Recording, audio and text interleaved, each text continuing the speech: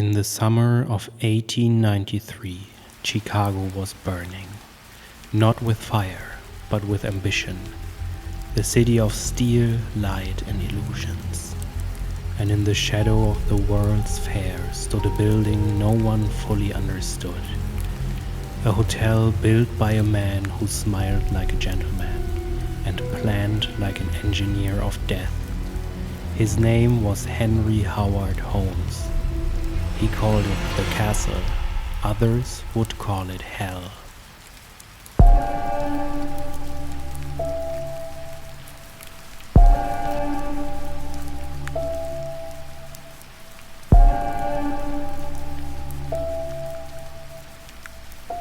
Subscribe.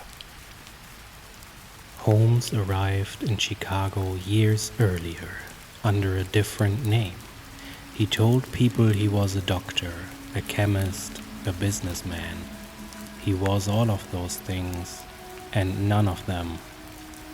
He bought a corner lot in Englewood, a growing suburb on the city's south side. He designed a large 3-story structure. Shops at the front, apartments above. But no one saw the full blueprint. Each team of builders worked on a fragment. When they began to ask questions, he dismissed them. Staircases led to brick walls, doors opened onto drops, hallways twisted into each other like veins.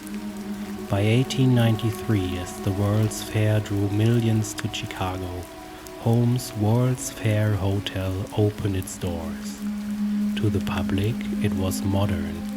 To Holmes, it was a laboratory. The women came first: Clara, Emmeline, Julia, each hired as a secretary, a tenant, or a lover. Each young, unmarried, and newly arrived in the city. He charmed them easily. He bought them gifts, promised them work, whispered about marriage. When Julia asked too many questions about her missing predecessor, he proposed that she and her daughter Pearl moved in with him.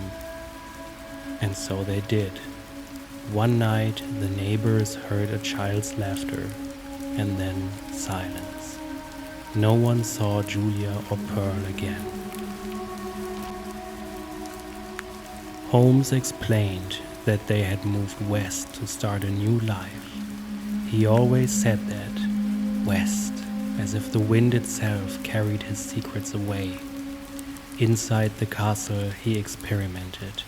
Some rooms were sealed airtight, connected by hidden pipes to gas tanks. Others were lined with iron or padded to absorb sound.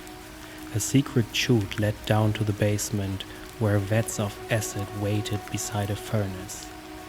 To Holmes, murder was not a rage. It was curiosity.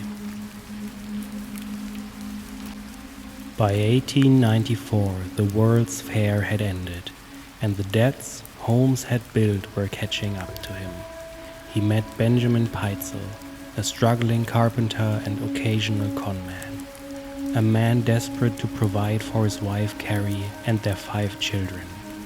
Holmes saw opportunity.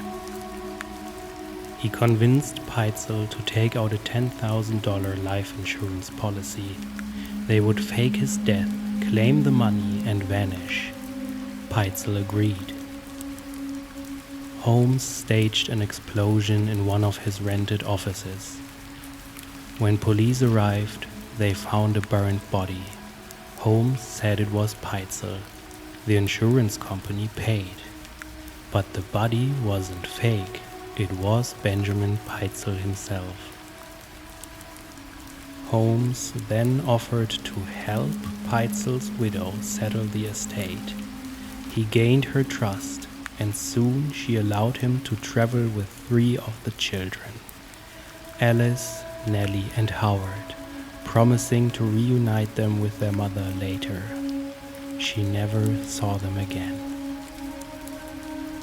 The insurance company grew suspicious. They hired a private investigator who in turn brought in Detective Frank Geyer of Philadelphia, a quiet man with the patience of a priest and the eyes of a hunter.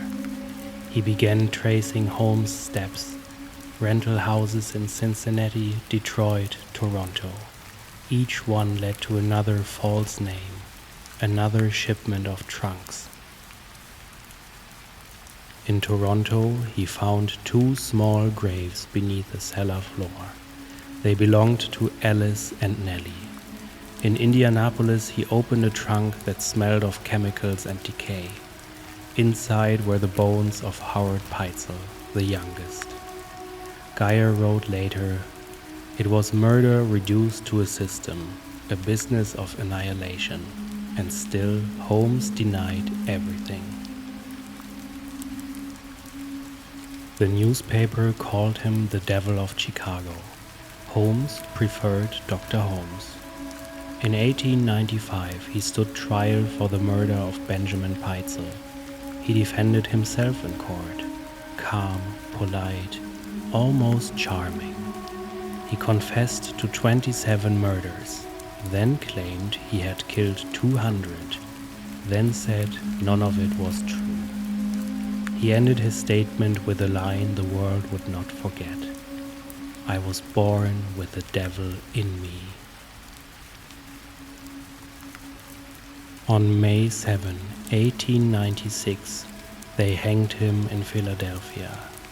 Witnesses said it took 15 minutes for his heart to stop beating.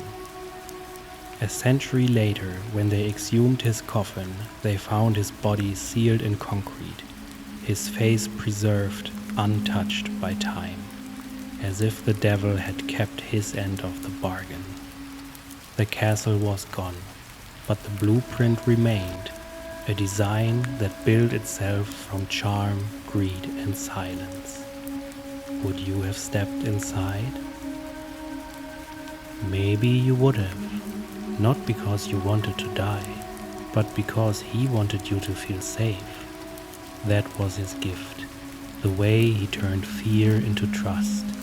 He didn't hunt in the dark, he hunted in daylight, with a smile, and a hand that held the door open. Evil rarely looks like a monster.